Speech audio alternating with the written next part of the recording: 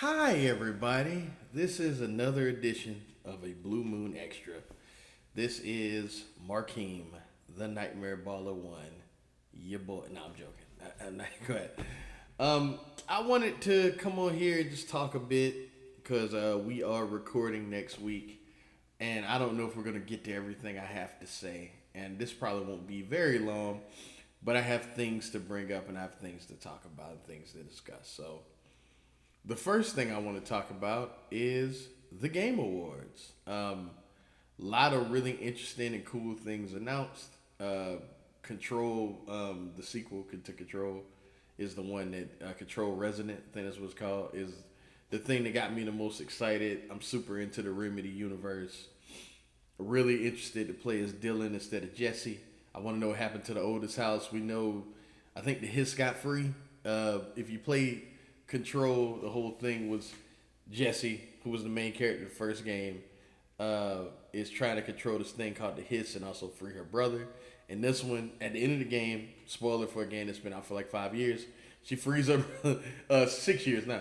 She frees her brother, and in this one, you play as the brother. No Jesse to be found. Very interested in that. Also, there was a tease for the game in Alan Wake 2, and I'm very curious if somehow Alan is in this game. You know what I mean? Just like because the whole universe is connected. It's a whole big mind bendy whole thing. I'm excited for it, and it looks cool because the first game teased how like powerful and like all knowing and like Dylan was, and now you get to actually use him. So very excited about that. Excited to see where Tomb Raider goes. A remake of the first game seems really cool. It's a legendary game, but it does not hold up well. It's one of those games that kind of benefits from being remade. Obviously, everybody's excited about Star Wars, but we're not gonna see that for for so long. For 2030 is like the word now. We won't see that to the PS6. I've seen so I'm not getting my hopes all the way up for that. The team that's making it responsible for legendary games. Same people worked on Knights of the Old Republic. Some of the Mass Effect team, like it's a lot of those same people. Like it's enough to get anybody excited. Uh, Mega Man is coming back. That's cool as fuck. Seems they say it's supposed to be the biggest Mega Man game ever. If y'all don't know me, y'all know that about me. I'm a huge Mega Man fan, so that's cool. Um, the Street Fighter teaser looked good. It looked fun. It looked wacky. It looked ridiculous. I've seen some people say it looks stupid. Well, yeah, Street Fighter is dumb. Like I love Street Fighter, but it is dumb. I'm not saying that we can guarantee the movie's gonna be good or anything like that. Absolutely not. But what I am saying is that if the tone is as wacky as the trailer had suggested, good job. That means they understand the assignment. I think all the characters look good. I think everybody looks. I even think Roman looks good. If Roman doesn't say anything, that is fantastic. Because big, intimidating looking guy that is mute is Akuma. You know what I mean? And if that's him, and I doubt he'll be in the movie that long, because I don't think it'll be too much about him. I think whatever scenes he has will be about pushing Ryu to the next level. Perfect, perfect, perfect. Long as Roman doesn't talk, because he cannot act, but he can look tough. So I think Cody looks good as Guile. I think it looks cool. I think like I'm shocked. I'm shocked how cool it looks, honestly, because I was expecting the absolute worst, and it looks cool. So if it's a fun time, it's a fun time. Goto is E Honda, looks like E Honda. So hey, by all means, looks like a lot of fun. Um, I know a lot of people have been voicing their opinions about Claire Obscure winning everything. If you played that game, it's kind of obvious that it was gonna, if not win everything, win a lot. It is a great looking, great story, great playing, great everything game. My only issue with the game, and it's a small issue, I felt this way when it first came out as well, is that there is this hub world that's broken up into smaller worlds as you get to each part. When you get to those smaller worlds, there's no map for the smaller worlds. Don't like that because it's easy to get lost. But other than that, basically perfect. Sometimes the camera gets a little wild too. But other than that, essentially perfect. The music is incredible. I listen to that soundtrack all the time. The voice acting is incredible. I thought the wrong person won. I thought Ben Starr should have won. On the show, I was saying Charlie Cox, and he was great. Don't get me wrong, but I meant to say Ben Starr because Ben Starr's character is the I don't want to ruin it, but Ben Starr's character is the other guy. The you'll see if you play the game, but that's what I kept saying. Why did I keep saying Charlie Cox? I meant to say Ben Starr. As I watched it back, I was like, why the fuck did I keep saying it was weird? But yeah, I thought he should have won, to be honest. I think he was incredible. Don't get me wrong, old girl that played Mael, she was great, but like, you know, I think he was better. My only thing is that the only I'm not really contentious with a lot of the things that won. Like, it's fine. Like, it's one of the best made games ever made. You know what I'm saying? I didn't agree with all of them, but people that, like think, oh, it was fixed. Like, it's an indie studio. What are they fixing it for? It's an incredible game, man. It's an incredible game. I thought that my only one I was like, I don't know about that is the what was it? The game direction or something like that. I think that's like, how to if I understood it correctly, it is how like, things are put together and moments in the game are pieced together and things like that. I thought that should have went to Death Stranding. Like, if you played, and this is not me being, you love Kojima. Like, no, I really thought that should have went to Death. Everything else, cool. I thought that should have went to Death Stranding. The mission at the end of that game is where everything you built in the game, right? Everything, because the game is about getting from point A to point B, which is, not for everyone. But the last mission of the game is a culmination of everything you did on the map, like all together, all the obstacles that you built, people that helped you along the way, the other players that left things for you and things like that. It is all the roads that you might have built throughout the game that you helped build, that you gave materials to and things like that. It is all of that together into one like hour and a half long like mission. And it is one of the most fulfilling and satisfying things and thrilling moments I've ever played in a game. And plus the last boss fight is, dear God, the one in Claire, don't get me wrong. Obviously too, but the last boss fight in Death Stranding, special, man. Special. I'm not gonna lie. But everything else, I was fine. Like, I was like, I was fine. It's Claire Obscure 33. Game of the Year was a no-brainer. Like, it had to fucking win Game of the Year, bro. It had to win Game of the Year. And it's crazy because this, to me, this is one of the best years that I've experienced as a gamer. Don't let people lie to you and say this year was not good for games. There were so many great games that weren't even spotlighted in the fucking like that much at the Game of the Year, the Game Awards. Like, especially games nominated for Game of the Year. Like, there were games that weren't even there that were like fucking fantastic. Like, fucking fantastic games that were not nominated for Game of the Year. Ghost of Yote being one of them. The Altars being another one. What else? Jesus Christ. Now I'm blanking. Funny enough, now I'm blanking. But so many, Blueprints being another one. Not even nominated for Game of the Year.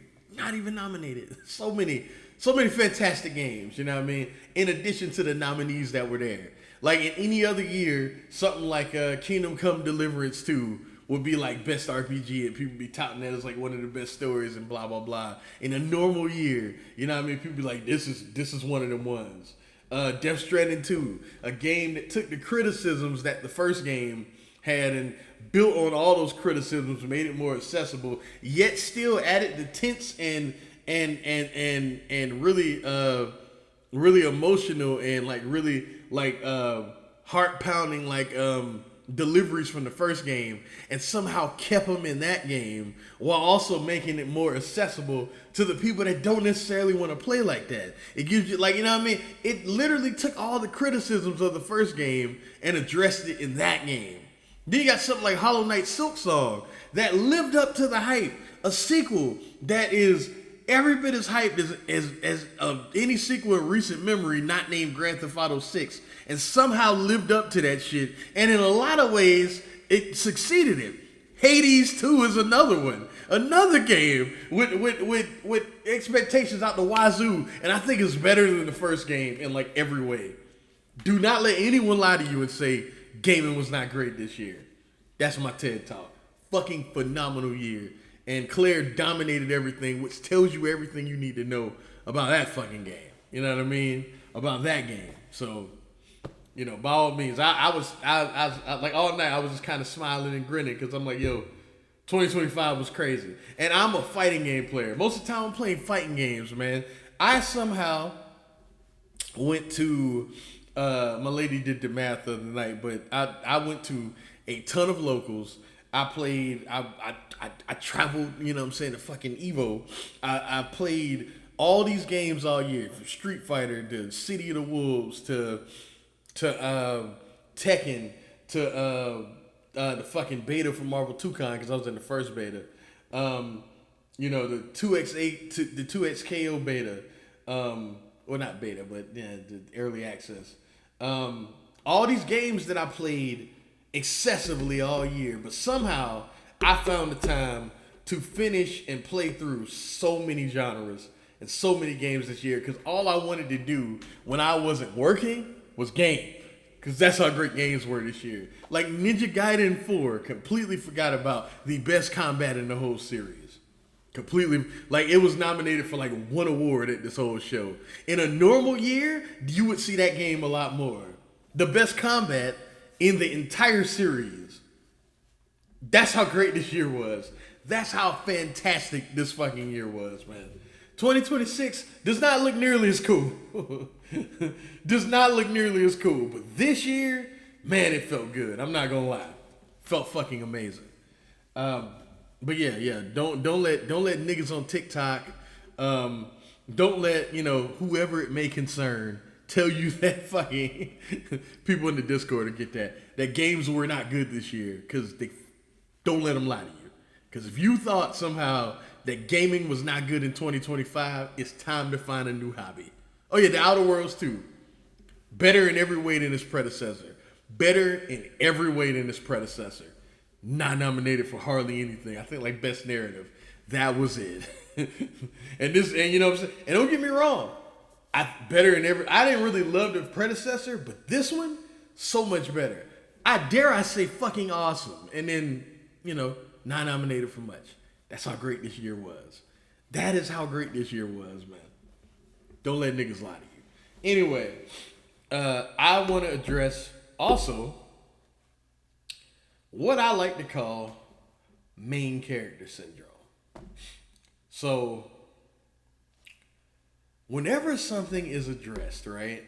Whenever anyone addresses anything, you do not have to grab said thing and make it about you, right? And make it about you. That is what I call main character syndrome. When nobody is talking to you, making things seem like they are about you is very egotistical. It is an epidemic that has really spread throughout social media and all that stuff, right? Not everything is about you. I remember when Carmelo Anthony was on that fucking podcast with homeboy from Deezus and Mero. I can't remember which one. They both clowns. But he was on that podcast, and this weird ass nigga thought that the reason why Nikola Jokic had number 15 for the Nuggets is because the Nuggets were shading him, not realizing that this motherfucker had the number 15 since he picked up a basketball. It ain't got nothing to do with you, sir. It ain't got nothing to do with you. You know what I mean? That 4D chess he was playing, saying, oh, they did that to disrespect him. Even though Jokic, not a touted fucking, you know what I'm saying, not a touted fucking prospect or anything like that. This motherfucker may be the greatest offensive player in NBA history that nobody saw coming because nobody had him scouted. I never heard of fucking Nikola Jokic. I never heard of this dude, you know what I mean? But somehow Carmelo Anthony made that about him. And I know y'all like, what does Carmelo Anthony have to do with your rant? Matt Hardy. Matt Hardy decides to hop on Twitter or wherever he was, whatever fucking quote, some podcast or whatever fuck. He gave a quote saying because TNA is now on national TV, again with the AMC deal. By the way, seems like an ad split. Doesn't even seem like a real deal. Seems like they're just splitting ad revenue, which is I mean, at least they on TV, whatever. You know what I mean? Number 2 in the world, though, right? But not important. But at least they're on TV. That's all. At least they're on TV. You did what you had to do. You did all the twerking that you needed to do to get on fucking TV. At least you're there. He decided to say TNA needs to focus on storytelling and not 5-star matches. That's what he said. And it's so funny to me. We talked about this on the Discord. Shout out to Tay on the Discord because he brought it up and it's true. And it's a fact. Think of all the 5-star matches that you could think of off the top of your head in history, right? And don't even go by Meltzer's list, because Meltzer is all about opinion, right? It's all about opinion, even though I think those star ratings kind of give you a snapshot of what the world of pro wrestling is about. Like what the world of pro wrestling is about in that era, and take whatever you want with the actual ratings. Take it with a grain of salt, because essentially it's your opinion at the end of the day. But those ratings kind of give you a snapshot of the things that are considered great of the era, and the workers that are considered among the best, not just by Meltzer but by a lot of people. Even if it's not the total consensus, it's by a lot of people. Okay, just think about it that way. Think about it as Rotten Tomatoes, IMDb, Metacritic, something like that. Use it like that, right? But even beyond that, think about your personal 5-star matches. Wrestling fan that might listen to this, right? Think about your personal 5-star matches. How many of those can you think of have 0 story? How many? Can you think of any? I can't. If every match that I've given 5 stars in my lifetime, I cannot think of a single one that had 0 story. Even if the story is as simple as this guy is a champion, this guy wants to win the belt. I can't think of a single one where it's just stuff happening for the sake of happening. I can't think of a single one. Maybe the one exception that maybe I can think of is Takeshita Ospreay at like Revolution 2025. And even then I would argue the story was Will Ospreay is coming to AEW to face the best wrestlers in the world, regardless of whoever they're aligned with. He might be aligned with Don Callis, but Konosuke Takeshita is considered one of the best wrestlers in the world, and he's having a match to showcase that he's just as good as one of the best wrestlers in the world. See how I broke that down? Like, you know what I mean? It's still a story. It might be a flimsy story, you know what I mean? But it's still a story nonetheless, right? I can't think of a single 5-star match that I'm like has no story coming in. I seen some people say pushback like, oh, the Dragon Gate guys on Ring of Honor, right? The Dragon Gate guys are having 5-star matches with no story, right? Bullshit. Blood Generation, Do Fixer feuded for like 2 years. It was a 2-year feud. Maybe the people in the crowd had no idea about that, but it's still a story because it's an ongoing feud going on in the home promotion. You know what I mean? When it was even like, the years and years after that, when they brought, the other, like Typhoon and Muscle Outlaws and motherfuckers like that, when they brought them in, and it was like, still feuding factions, warring factions in the home promotion, even if those fans in the building had no idea, right? Had no idea. Just think about any 5-star match. If you know of any that has 0 story at all, put it in the comments below. Throw it in the Discord, because it's not many. What Matt Hardy is saying is that this is what he's saying. Like, I don't care, like, oh, you don't know what he's saying. Bullshit. This is what he's saying. Let's focus on the matches that I am capable of having, because I am not capable of having matches at that level.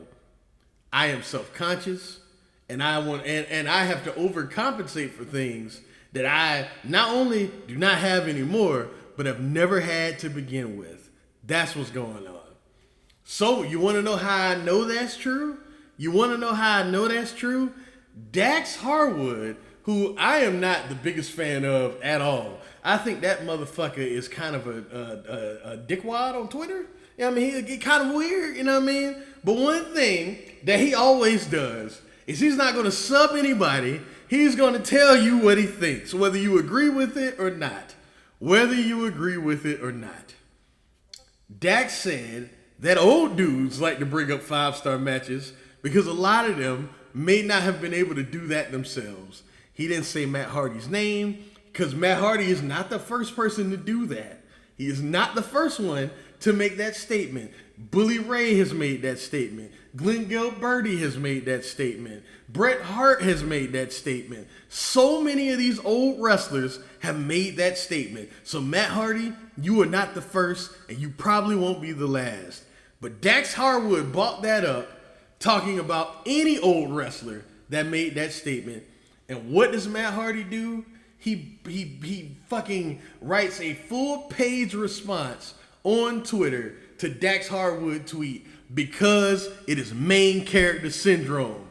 Nobody's talking to you. Nobody's talking to you. You know why? Because you work for a promotion that is essentially meaningless.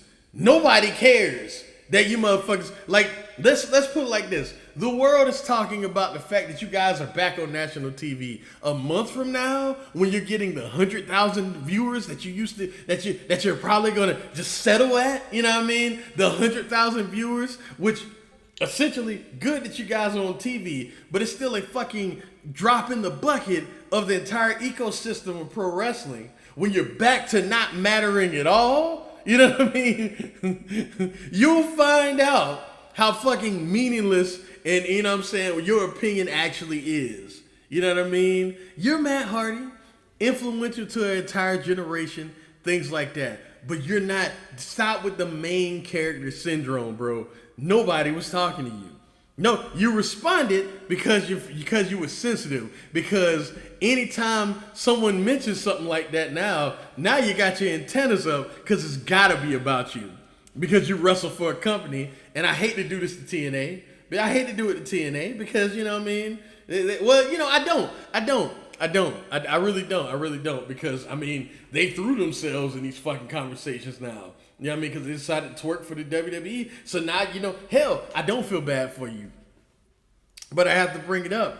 This company's meaningless. Nobody actually watches the shows, man. Like, people have gone to these shows, but nobody watches Impact every week. And how long you think that's gonna last on AMC? You know what I mean? But you gotta make the conversation about you, even when it's about the idea, Matt Hardy, not you. You know what I mean? Not you. See, I know the deal. I know the deal. These old wrestlers get self-conscious when people don't talk about them anymore, when they think they don't matter anymore. Last year, I went to the Central City Comic-Con in Columbia, South Carolina, which is the city that I'm from. And you could fact check this. Matt Hardy was there doing signings and all this stuff. Who else was there? Karen Ashley from Power Rangers, play Aisha in Power Rangers, right? Big deal for motherfuckers in my generation. Cause holy shit, like that was like one of my first crushes. She was there. The cast of the original TMNT, the original Teenage Mutant Ninja Turtles from Rob Paulson, all of them were there, right? They were there. You know what I mean? Laz Alonso from The Boys was there. Who else was there? I can't remember everybody, but all these people were there, right? Lines packed all day. That Comic-Con was full. Wall-to-wall people, you know what I mean? Booths everywhere. Vendors everywhere. Packed tournaments. I won a Samurai Showdown tournament out there. Won $300 out there, you know what I mean? Everywhere. You can fact check this, you look it up. 2025 South Carolina Fairgrounds this year, you know what I mean? Wall-to-wall. Nobody. And I repeat, fucking nobody. I was out there all weekend. Both days. I was on the show floor. I went to a couple panels. Not all of them, but I went to enough. I went to enough panels, right? Every time I was on the show floor near Matt Hardy, nobody was in his line. Nobody. You know why? You know why nobody was in his line? Because wrestling is not cool anymore. Bottom line, it's not cool anymore. And for people that watch wrestling now, the uncool few of us that watch wrestling now, the Hardy Boys mean nothing. Because all those fans that, you know what I'm saying, all those fans that fucking loved you and all that stuff, a lot of them have moved on. A lot of them have moved on. And don't get me wrong, I'm not gonna act like the Hardy Boys mean nothing. Obviously, they're somewhat of a draw. They're definitely a draw for TNA, for TNA's very small standards, minus these random shows that the WWE help promote. Absolutely. But in the grand scheme of things, you don't matter like you used to, brother. And it's got to eat your soul.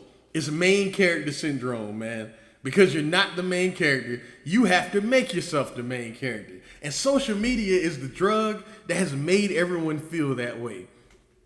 I love our Discord, man. Our Discord is one of the coolest things that I involve myself with every day. I love all you motherfuckers that support our Blue Moon show every week, right? I love every 2 weeks. I love y'all, man. These extras that we put out, the extras that my brothers Brandon and Josh have put out, True Slayer and Insta Classic 8 respectively. The ones that they put out, I love that y'all support everything that we do.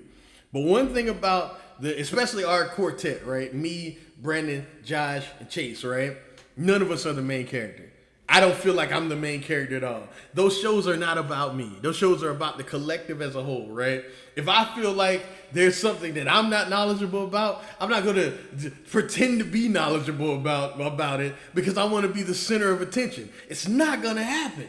You know what I mean? The Hall of Fame show popped up because I felt like Jake had great perspective, Josh had great perspective, and I have perspective that's, pretty good, but, about certain shit. I did a lot of research, but we have great perspective. We all have great perspective on these things, and I want everyone's perspective. It's not solely about me. Not everything being said and not everything being done has to be about me. And because Dax Harwood, who never bites his tongue, decided to talk about the idea of how these old wrestlers act, this motherfucker had to type out a whole essay about him thinking he's responding to his tweet. About people thinking he's responding to his tweet. How soft can you be? Don't get me wrong. Jeff Hardy is a weirdo, right? He's a weirdo. You know what I'm saying? We know about his past. We know about his addictions and things like that. We know, right? We know, right? But he didn't make that about him. Jeff didn't do that. Why are you doing that? Log off, brother. It's fucking weird, man. Fucking weird. Not everything's about you. Like I said, I go in that Discord every day. Shout out to Adam, who's our resident health nut. You know what I mean? Shout out to you know what I'm saying, the fucking kid who's our, resident debater, you know what I mean, who's there to debate you. Shout out to Phil, who is overly emotional and reacts to everything emotionally. I love you to death. Shout out to our village idiot, you know what I mean, our village idiot Jim, you know what I mean, who I say that emotionally. I say that very, very affectionately, and Jim knows this, you know what I mean? But shout out to him. But we all offer different shit, you man. Shout out to Duke who has a weird, meticulous, memory, like a fucking, what they call it, like an elephant, man. This motherfucker can remember little details about things that you don't even think about, you know what I mean? Shout out to Aaron, who just knows little facts about things that you might not think about, and also things about us that I didn't even remember I said. You know what I mean? So shout out to him. Shout out to everybody, man. We all have a role to play in that melting pot, right? Like we all do, you know what I mean? Shout out to Tay, who is cynical as they come, and I love him for it. Shout out to Vic, who puts in the most work of any of us, you know what I mean? Who watches shit that none of us should watch. Shout out to Eddie, who does the same shit, you know what I mean? Who travels to these GCW shows and gives us, straight up opinions and perspectives of people who are in those Northeast Indies that go to those shows, like those GCW shows and things like that. Shout out to Sam, who watches so much Joshi, you know what I mean, more than I do currently, you know what I mean. I want to be like Sam, who watches everything and is caught up to everything as much as he can, you know what I mean. We are all parts of the puzzle, you know what I mean. None of us are the main character. Not everything discussed and not everything that's done is about you. So look in the mirror, Matt Hardy. The next time you want to respond to something when you think someone's talking to you, think about why. Look in the mirror.